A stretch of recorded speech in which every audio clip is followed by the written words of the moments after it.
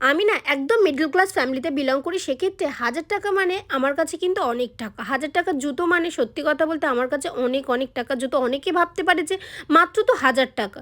এ আর এমন কি? কিন্তু সত্যি কথা বলতে ৫ থেকে ৬ মাস উইশ লিস্টে আমি রেখে দিয়েছিলাম কবে আমি এই জুতোটা কিনবো।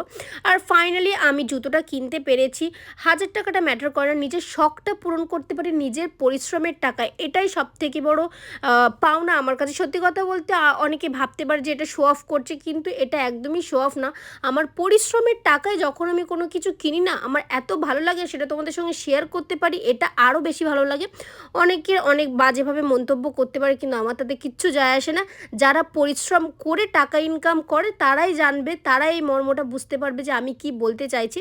যাই হোক, জুতোটা কেমন লাগলো অবশ্যই কিন্তু কমেন্টে জানাতে ভুলো না। প্রায় অনেক দিন ধরে ইচ্ছে ছিল, কিনে ফেলেছি, এটা অনেক আনন্দের বিষয়।